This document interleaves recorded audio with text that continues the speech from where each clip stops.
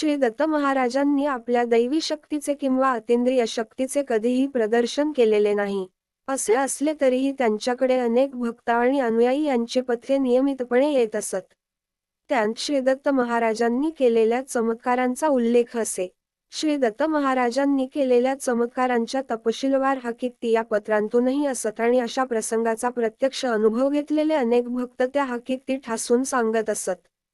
त्यात अनेक डॉक्टर, प्राध्यापक, प्राचार्य, चार्टर्ड अकाउंटंट्स, इंजिनियर आणि उच्च अधिकारी अशा उच्च विद्याविभूषित व्यक्तीही आहेत.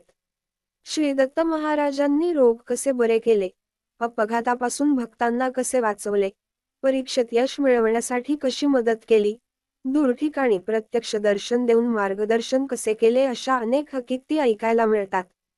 त्या हकीकती सांगणारे जबाबदार व उच्च विद्याविभूषित असल्याने या हकीकती केवळ अंधश्रद्धा म्हणून दूर सारता येणार नाहीत.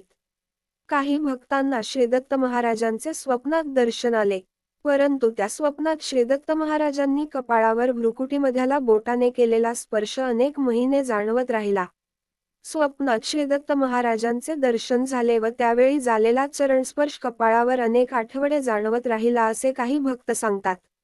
काही भक्तांना श्री दत्त महाराजांचे किंवा ताई महाराजांचे दिवसाउजडी प्रत्यक्ष दर्शन झाले आणि त्यामुळे शांती मिळाली किंवा अडचणीच्या वेळी मदत मिळाली असे काही जण सांगतात.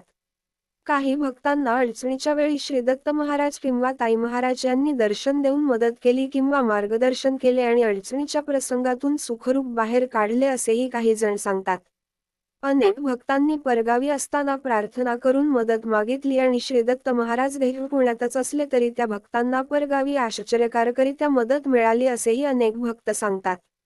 या चमत्कारांचा स्पष्ट व तपशीलवार उल्लेख अनेक पत्रांतून आहे. ही अंधश्रद्धा आहे, हा भास आहे किंवा खोटेपणा आहे असे म्हणून या हकीकती बाजूला सारता येणार नाहीत. कारण असे चमत्कार सातत्याने सांगितले जातात आणि सांगणारे भक्त सुशिक्षित व जबाबदारीच्या जागांवर काम करणारे असतात. श्री दत्त महाराजांनी हे चमत्कार जाणीवपूर्वक केले काय, या प्रश्नाचे उत्तर त्यांनी स्वतः कधीच दिलेले नाही. कोणी उल्लेख केला तर श्री दत्त महाराज त्याकडे दुर्लक्ष करतात, स्पष्टपणे ते उत्तरही देत नाहीत. श्री दत्त महाराज ज्या वैश्विक पातळीवर किंवा ईश्वरी पातळीवर वावरत असतात त्या पातळीवर असे चमत्कार म्हणजे सहज घडलेल्या घटना आहेत. वाडीला पु. दीक्षित स्वामींनी पु. महाराजांना प्रथम 16व्या वर्षी श्रीमद्भागवत सप्ताह करण्यास सांगितले. पु. दीक्षित स्वामींनी महाराजांवर कृपा केली. पु. धुंडीराज महाराजांकडून उपनयनाचा मंत्रोपदेश मिळाल्यावर पु. दीक्षित स्वामींनी पु. महाराजांना प्रत्यक्ष अनुग्रह दिला व मंत्रोपदेशही दिला. आधीच असलेल्या प्रगल्भ ज्ञानाला चैतन्यरसाने प्रवाहित केले व 16व्या वर्षी पहिला भागवत सप्ताह संपन्न झाला. असा सप्ताह कोणी कुठे केल्याचे ऐकिवात नाही. केवळ शुकाचार्य महाराजांनी 12व्या वर्षी भागवताची संथा घेतल्याचे दिसते. तशी संथा पु. महाराजांनी या अवतारी जीवनात घेतल्याचा संदर्भ तोंडीवा लेखी कोठेही नाही.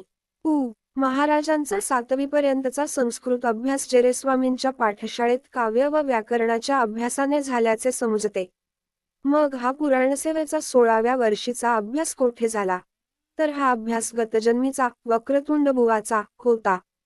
पु. दीक्षित स्वामींच्या कृपानुग्रहाने ते ज्ञान प्रकट झाले होते असे वाटते.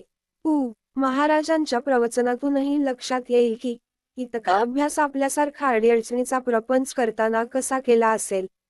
तर हा अभ्यास ज्ञान वक्रतुंड बुवांपासून प्रवाहित झालेला होता. अशी ही ज्ञानसत्ता अबाधित आहे.